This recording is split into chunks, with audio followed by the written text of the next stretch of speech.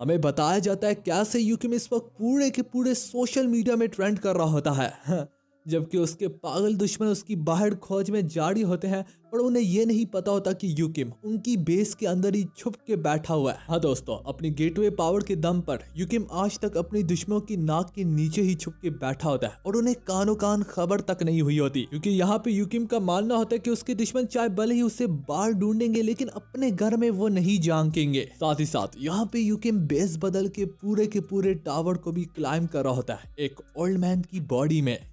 दोस्तों, हीज़ा प्लेयर का next part भी ऑलमोस्ट रेडी है, बस 5 मिनट की एडिटिंग ही बाकी है। तो अगर आप लोग इस वीडियो पे ज्यादा से ज्यादा लाइक और कमेंट करेंगे तो बस मैं उसके नेक्स्ट पार्ट को आज और इसी समय में पब्लिक कर दूंगा। बस ज्यादा से ज्यादा लाइक और कमेंट करो, इससे मुझे मोटिवेशन मिलती है और बदले में आपको वीडियो मिलेगी। तो चलो यार शुरू करते हैं।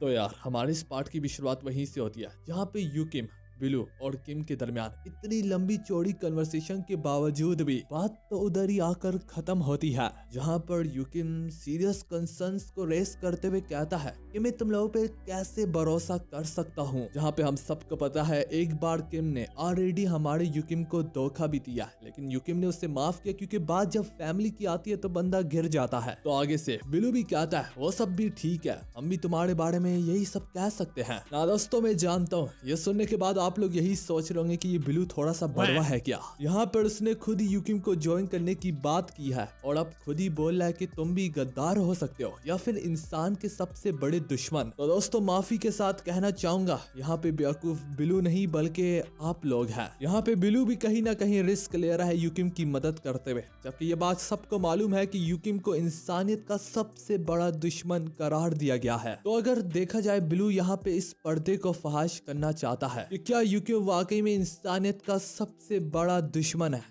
जैसे कि लोग उससे बुलाते हैं और उसे पुकारते हैं, या फिर वो वाकई में एक अच्छा आदमी है और इंसानियत की भलाई चाहता है लेकिन इस चक्कर में कहीं ना कहीं काफी ज्यादा बदनाम हो गया है। तो एक तरह से बिलू की भी सिचुएशन यहाँ पे अपनी जगह पे ठीक है और दूसरी तरफ यूकिम का भी सवाल और कंसर्न रेस हो सकते हैं कि तुम मेरे को ज्वाइन करना चाहते हो पर क्यों। तो बिलू यही कह रहा है कि मैं सच्चाई के साथ खड़ा होना चाहता हूँ। सच तो ये है कि हम अपनी सर्वाइवल बेसिस को देख रहे हैं। यहाँ पे बिलू ड्रैगन गिल्ड का मास्टर जो कि बिलू खुद है, वो अपने आप को लेके कहता है मैं चाहे भले ही एक बहुत बड़े गिल्ड का मास्टर हूँ लेकिन तुम्हारे कंपैरिजन में अगर हम देखें हम काफी ज्यादा कमजोर हैं। जहाँ पे इस दुनिया में इतने खतरनाक किस्म के रैंकर्स पाए जाते हैं, हम तो बस वही कर रहे हैं कि हम कैसे इस दुनिया में सरवाइव करें। इतने खतरनाक लोगों के होने के बावजूद भी और इतने खतरनाक लोगों के बीच में होने के बावजूद भी हमें तो अपनी एग्जिस्टेंस के वजूद पे भी अब सवाल उठाना पड़ता है। तो इनडायरेक्टली वो ये कहना चाह रहा है कि हम दुनिया के सामने तुम्हारी सच्चाई तो लाएंगे ही लाएंगे, लेकिन इसके साथ ही साथ हमें भी ये फायदा होगा कि हम तुम्हारे विंग के अंडर फाइट करेंगे, हमें सर यूकिम अपनी प्रोटेक्शन में लेंगे। तो आगे से यूकिम एक मुस्कुराहट के साथ कहता है क्या कहा तुम लोगों ने कि तुम लोग कमजोर लोग हो। तो यूकिम मुझसे होश दिलवाता है कि भाई तुम ब्लू ड्रैगन गिल्ड के मास्टर हो, one of the strongest, one of the top 10 guild में से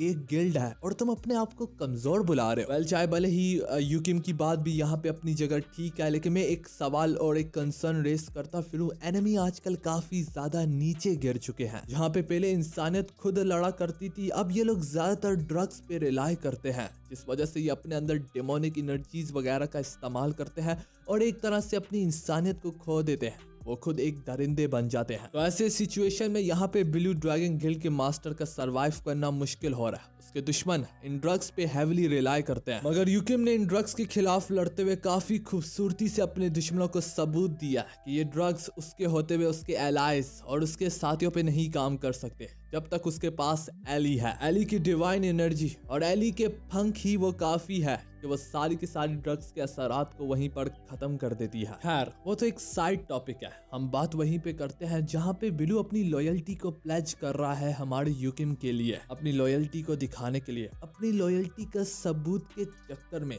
इवन के यहाँ पे बिलू अपनी आंख को ही उल्टा फोड़ डालता है, ये दिखाने के लिए कि वो यूकिम के लिए दर्द और दुख को सहने के लिए तैयार बैठा हुआ है। इवन के इस चीज को लेके वो इतना फार चला गया कि उसने अपनी आंख को अपने हाथ से फोड़ डाला। ऐसा करने के लिए काफी हिम्मत और रिजॉल्व चाहिए होता है कि बंदा अपनी ही उंगली से अपनी ही आंख को फोड़ डाले। वो कहता है मैं जानता हूँ ये ज्यादा तो कुछ नहीं है और इससे ज्यादा कुछ साबित भी नहीं होता, मगर फिलहाल मैं यही कर सकता हूँ। उसकी खुद की आंख को फोड़ता देख के इवन एक लम्हे के लिए यूकिम भी काफी ज्यादा चौंक जाता है। बिलू यहाँ पे उससे रिक्वेस्ट करता है कि इसे जाया मत होने देना, एटलीस्ट मुझे एक मौका तो दो, जबकि बदले में हम भी तुम्हें एक मौका दे रहे हैं। यहाँ पे सारे इंसान तुम्हें शुरू से ही गद्दार मानते हैं, वहाँ पे हम तुम्हें मौका दे रहे हैं। यूकिम सवाल उठाता है कि आखिर इतना दूर तक तुम क्यों जा रहे हो, किसके लिए जा रहे हो? तो वो यही कहता है कि जैसे कि मैंने आपको कहा ना, हम जैसे लोगों के लिए सरवाइव करना भी काफी ज्यादा मुश्किल हो रहा है। यूकिम ने उसकी बात सुनी और समझ भी ली, जिस वजह से हम देखते ही देखते देख पाते हैं कि अचानक से यूकिम गायब होके अपनी कातिलाना स्पीड का इस्तेमाल करके उसके पीछे आ जाता है, जो देख के बिलू के पैरों तले जमीन खिसक जाती है। वो समझने लगता है कि शायद से अब यूकिम उसकी जान को नोचने वाला है, मगर यूकिम उससे वहीं पे तसल्ली देते हुए कहता है कि जहाँ पे खड़े हो और जैसे भी खड़े हो वहीं पे खड़े रहो। ये कहते हुए वो अपनी लाइफ एनर्जी का इस्तेमाल करके उसकी आंख के वाले जख्म को हील करने लगता है। और अब हम देख पाते हैं कैसे धीरे धीरे करके यूकिम उसकी पूरी की पूरी आंख को ही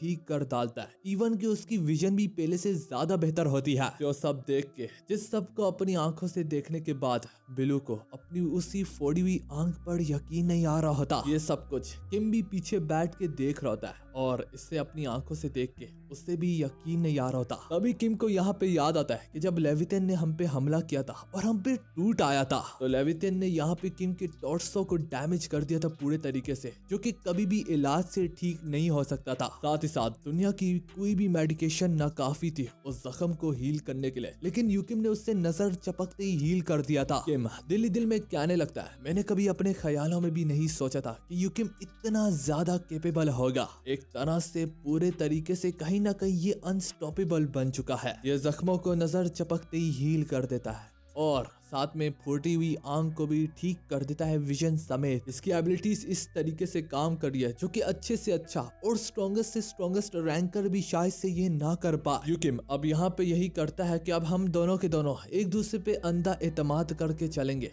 तुम मुझ पे खुले से भरोसा नहीं कर सकते और ना मैं कर सकता हूँ, पर फिर भी हम लोग यहाँ पे रिस्क लेते हुए एक साथ मिलकर काम करेंगे। पर हाँ, मैं तुम पर इससे भी कई गुना ज्यादा बढ़ के भरोसा कर सकता हूँ अगर तुम मेरे लिए एक छोटा सा काम कर दो। जो सुन के बिलू और किम दोनों हैरान हो जाते हैं कि छोटा सा काम, आखिर कौन सा काम? यहाँ पे यूकिम के चेहरे पे एक मुस्कुराहट होती है और वो मुस्कुराते हुए कहता है कि मेरे पास एक दमदार किस्म का प्रपोजल है। कहानी यूकिम की बेस की ओर जाती है, जहाँ पे हम यूकिम की बेस को देख पाते हैं कि कैसे एदन बेस पूरे तरीके से चारों ओर से गेट से ढक चुकी होती है और इसके बावजूद भी यहाँ पे इन्होंने तरह तरह के गेट वे इसको छोड़ा हुआ है बाहर निकलने के रास्ते के लिए। ये गेटवे पूरे तरीके से सुरक्षित है और ज्यादातर लोगों को नहीं पता कि ये गेटवे कहाँ पे पाए जाते हैं। यहाँ पे एडन बेस से बाहर निकलने के एक नहीं बल्कि कई गेट्स होते हैं। एक गेट को तो इन्होंने शुरू में इरादा किया था कि वो लोग अंडरग्राउंड रखेंगे, लेकिन चूंकि ये पूरा का पूरा गिग्यू टावर यूकिम के घर के ऊपर ही बना हुआ है, तो इसी वजह से इन्होंने सबसे पहले फर्स्ट फ्लोर ऑफ गिग्यू टावर को ही सबसे पहली एंट्रेंस बना रखा है। यूकिम यहाँ पे ब्रूस वेन से कम्युनिकेट करते हुए कहता है कि गेट के ओपन हो जाने के बावजूद भी इन्वायरमेंट में और आसपास के माहौल में कोई चेंजेस नहीं आती, क्योंकि गेट के मैनिफेस्ट हो जाने के बावजूद भी सब एक छोटा सा ही पीस बाहर की ओर खुलता है और ज्यादातर ध्यान लोगों का नहीं पड़ता।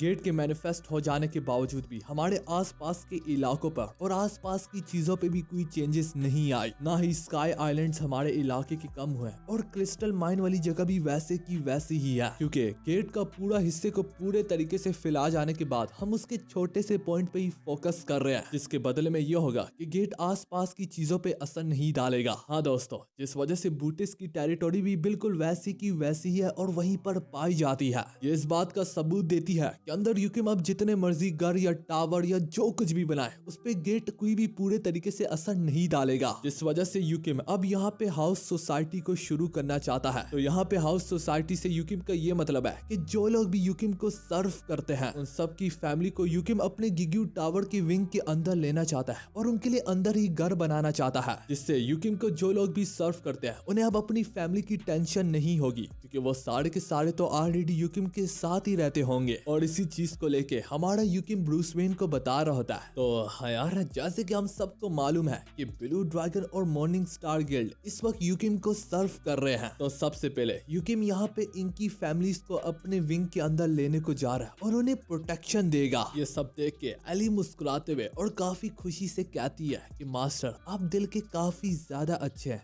आप अपने दोस्तों की और अपने चाहने वालों की, साथ ही साथ अपने सर्व करने वालों की काफी ज्यादा फिक्र करते हैं और उनका ख्याल रखते हैं। मुझे पता तो था जो लोग आपको सर्व करते हैं आप उनका ख्याल रखेंगे ही रखेंगे, लेकिन मैंने कभी ये नहीं सोचा था कि यहाँ तक आप उनकी फैमिलीज को भी अपनी विंग के अंदर लेंगे। ये फैमिलीज पूरे तरीके से प्रोटेक्शन में होगी, क्योंकि सिर्फ और सिर्फ गेट्स को ओपन करने की हमारे पास ही ताकत होगी, तो कोई बाहर से अंदर नहीं आ सकता। और अगर कोई सीधा रास्ता लेकर अंदर आएगा तो उसके बारे में हमें पता होगा। इस जगह पे अगर फुल फ्लैट जंग हो भी जाती है तब भी ये वाला एरिया पूरे तरीके से प्रोटेक्शन में होगा, क्योंकि ये सबसे आखिर में आता है। तो लो, यहाँ पे एली का मजाक उड़ाते हुए कहता है कि एली, तुम शुगर कोटिंग करने में काफी ज्यादा महारत रखती हो। ये बात तुम भी अच्छे से जानती हो और मैं भी अच्छे से जानता हूँ, फिर भी तुम ना अनजान बनने की एक्टिंग कर रही हो। वैसे हाँ, शुरू में तो मुझे भी यकीन नहीं आ रहा था कि हमारा मास्टर इतना ज्यादा नीचे गिर जाएगा और एक डिमोनिक वाली स्कीम रखेगा,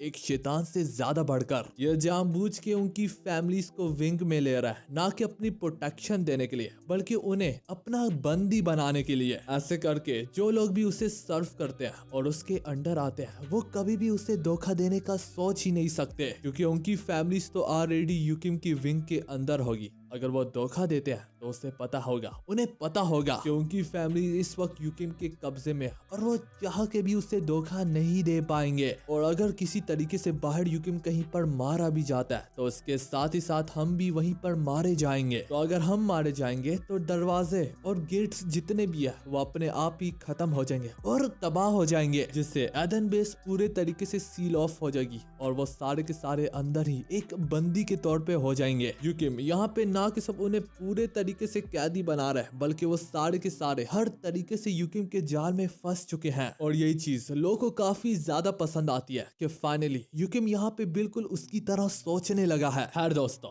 वो चीज पे तो हम बाद में आकर बात करेंगे, पहले बात करते हैं गेट्स की। और गेट्स एक वक्त में कितने ओपन हुए हैं। पहले तो यूकिम एक वक्त में 1 या 2 गेट्स को ही ओपन कर पाता था, लेकिन बर्नहर्ट की एवोल्यूशन के बाद यहाँ पे यूकिम 4 से 5 गेट या फिर इससे भी ज्यादा ओपन कर सकता है, जिस वजह से एडन बेस पूरे तरीके से सुरक्षित बन चुकी है। जो सबसे पहला डेजिग्नेटेड गेट है जो कि गिग्यू टावर के फर्स्ट फ्लोर पे पाया जाता है, और जो इनका सेकंड गेट है वो कहीं और नहीं बल्कि आयरन गिल्ड की बेसमेंट में बनाया है। मगर दोस्तों, बात तो यहाँ पे भी आके खत्म नहीं होती। जो इनका तीसरा गेटवे होता है वो हमें सगुन से जानने का मौका मिलता है। हाँ दोस्तों, यहाँ पे सगुन के अकॉर्डिंग जो इनका तीसरा गेटवे होता है वो फोनस से द बेस ऑफ ग्रेगोरी के अंदर होता है। जो देखे तो बिलू और किम को तो यकीन नहीं आ रहा था कि यूकिम के सारे गेटवे उनके दुश्मनों के नाक के नीचे ही ओपन होते हैं और उन्हें कानो कान खबर तक नहीं है। ना दोस्तों, ये चीज हमें दोबारा से यूकिम के रेवलेंट होने की तरफ इंडिकेट कर रही है। सगुन बताता है इसके अलावा भी गेटवे काफी जगहों पे ओपन हो रहे हैं, लेकिन सबसे ज्यादा खास तो यही जगह है। इसी जगह के बलबूते के दम पे पूरी की पूरी एसोसिएशन इसी जगह पे कनेक्टेड होती है। तो यहाँ से तुम लोग फौरन से टावर तक जा पहुंच सकते हो और टावर को क्लाइम भी कर सकते हो। ये ग्रेगोरी की जगह फौरन से हमें आयरन गिल्ड के साथ भी मिलाने का काम करती है, और ये जगह पूरे तरीके से डेजिग्नेटेड है, मतलब कि सिर्फ जाने पहचाने और काम वाली जाने वाली शक्लों को ही ये जगह के बारे में मालूम है, क्योंकि इसे यूकिम की गेटवे पावर से प्रोटेक्ट किया जा रहा है, जिस वजह से आयरन गिल्ड और करवान गिल्ड ने किसी में से भी आज तक किसी को शक तक नहीं हुआ। ना कि सिर्फ इतना, बल्कि इन जगहों को हम स्पेशल बैरियर से भी ढक के रखते हैं, जिस वजह से बाहर के लोगों को बिल्कुल इसकी एनर्जी तक सेंस नहीं होती। यहीं पर यहाँ पे यूकिम एक और गेटवे को ओपन करते हुए कहता है कि हम इस गेट को कहीं पे भी रख सकते हैं और यहाँ से आसानी से बाहर भी निकल सकते हैं। यूकिम इस गेटवे में अंदर जाने से पहले सबसे पहले यहाँ पे बिलू और साथ ही साथ किम को ऑर्डर देते हुए कहता है, जनता को ये लगता है कि तुम लोग मेरे खिलाफ लड़ने आए थे और अंदर ही मार गए, या फिर पूरे तरीके से हार चुके हो, या फिर बंदी बन चुके हो। पर यहाँ पे करवान गिल और शायद से आयरन गिल को ज्यादा वक्त नहीं लगेगा, वो इन सोर्सेस को जमा करना शुरू कर देंगे कि तुम लोग जिंदा हो या फिर मारे गए हो। इस वजह से मेरे पास एक प्लान है कि तुम लोग बाहर जाओ और जाके सबको बताओ कि क्या अंदर चल रहा था। जब तुम लोग बाहर निकलोगे तो तुम लोगों को काफी सस्पिशियस नजर से भी देखा जा सकता है, तो जितना एक्ट नेचुरल कर सकते हो करने की कोशिश करना। जब सारे के सारे काम से फारिग हो जाएंगे तो हम इसी जगह पे मिलेंगे, ये हमारी आउटपोस्ट बेस हो जाएगी। इसी बात को लेके वो मिस्टर ब्रूस वेन को ऑर्डर देता है कि आसपास की बैरियर को और भी मजबूत बना दो। ना कि सिर्फ इतना, बल्कि यहाँ पे यूकिम संगहुन को भी ऑर्डर देता है कि तुम कार्बन गिल्ड के बारे में जानकारी इकट्ठा करना शुरू करो। तो आगे से संगहुन कहता है कि आप सारी की सारी जिम्मेदारी ये मुझ पर डाल दे, मैं इसे हर हालत में पूरा करूंगा। यहाँ पर जब यूकिम ने सभी लोगों को पूरे तरीके से ऑर्डर दे दिया होता है, वो अपने मुंह पे एक अनजान आइडेंटिटी को बदलने वाला मास्क पहनता है। इस मास्क को पहनते दौरान कहता है कि तुम सबको ऑर्डर्स दे दिया गया है और जहाँ तक मेरी बात है, मैं टावर को क्लाइंब करूंगा और पहले से ज्यादा स्ट्रॉन्ग बनूंगा। इस मास्क के पहनते ही हम देख पाते हैं कैसे यूकिम का पूरा चेहरा ही बदल जाता है और वो एक ओल्ड मैन में बदल जाता है। इस मास्क की एबिलिटी होती है कि वो साथ ही साथ बॉडी लैंग्वेज के साथ ही साथ पूरे बॉडी के स्ट्रक्चर को भी बदलता है। ना कि सिर्फ इतना, बल्कि यहाँ तक वो यहाँ पे गले की वोकल्स को भी बदल देता है, जिससे आवाज भी दूसरे तरीके से सुनाई देती है, ताकि यूकिम को अगर कोई गेटवे में देखता भी है तो वो यूकिम को ना पहचाने। ऐसा करने से यूकिम काफी बेफिक्र होकर टावर को पूरे तरीके से क्लाइंब कर लेगा। अगले ही पल में हमें टावर की 51 फ्लोर के बारे में दिखाया जाता है, जहाँ पे हम एक बहुत बड़े पत्थर के मॉन्स्टर को देखते हैं, जो कि शायद से काफी ज्यादा मजबूत दिख रहा होता है। लेकिन हमारा यूकिम तो यूकिम होता है, वो इस पहाड़ से भी ज्यादा मजबूत पत्थरों के मॉन्स्टर को आसानी से काट गिराता है। यूकिम यहाँ पे नोटिस करता है कि चाहे भले ही वो अपनी ईगोस की पावर इस्तेमाल नहीं कर रहा, वो अभी भी काफी ज्यादा पावरफुल है, पर इसके बावजूद भी थोड़ा सा बूढ़ा जिस्म होने की वजह से वो कहीं ना कहीं स्लो डाउन हो रहा है, और वो यहाँ पे ऊपर से ईगोस की पावर कभी इस्तेमाल नहीं कर रहा, जिससे कहीं ना कहीं वो थोड़ा सा स्लो डाउन तो हो रहा है, और साथ ही साथ उसकी पावर भी पहले से कम हो चुकी है। तो आगे से लो भी कहता है, हम इस पर क्या ही कर सकते हैं, हम आसपास का ध्यान अपनी तरफ नहीं करवाना चाहते और ना ही किसी किस्म का रिस्क लेना चाहते हैं। तो अगर तुम गेटवेज को भी ओपन करते हो और अपने साथियों को भी बुलाते हो, जैसे कि अनडेड की फोर्सेस, तो आसपास का ख्याल रखो कि कोई देख रहा ना हो, क्योंकि यूकिम तुम्हारे स्किल्स काफी ज्यादा फ्लैशी है और काफी ज्यादा फेमस है। अगर तुम उनका इस्तेमाल करोगे तो लोग पहचान लेंगे तुम्हें, क्योंकि जाहिर सी बात है तुम ट्रेडिशनल मीडिया से लेके पूरे के पूरे सोशल मीडिया में ट्रेंड कर रहे हो इस वक्त। ये सुनते सारी बनहट काफी खुशी से कहती है, अरे वाह मास्टर, मेरा मास्टर कितना ज्यादा फेमस पर्सनैलिटी वाला शख्स है। इसी बात को लेके बनहट अपनी खुशी का इजहार तो करती है, लेकिन वो ये भी बताती है कि उससे हमारे यूकिम पे कितना ज्यादा फख्र है। वो यूकिम को थैंक यू कहती है दिलों की गहराइयों से कि मुझे तुमने ज्वाइन करने का मौका दिया। अब यहाँ पे यूकिम ने जैसे कितने सारे मॉन्स्टर्स को मारा था, तो उसमें से काफी तरह तरह के रिवार्ड्स और क्रिस्टल निकले होते हैं। इन्हें कलेक्ट करने के लिए यूकिम सबसे पहले आसपास देखता है, कोई भी नहीं होता, तो वो यहाँ पे गेटवे को ओपन करके अनडेड की फोर्सेस को बाहर बुलाता है। इन सारे के सारे रिवार्ड्स को कलेक्ट करने के चक्कर में अनडेड की फोर्सेस आते सारी यूकिम कहने लगता है कि अब हम आगे बढ़ सकते हैं और अवार्ड्स तो खुद ही सब के सब कलेक्ट हो जाएंगे। तो दोस्तों फिलहाल इसी के साथ हमारा ये वाला पार्ट यहाँ पर खत्म होता है।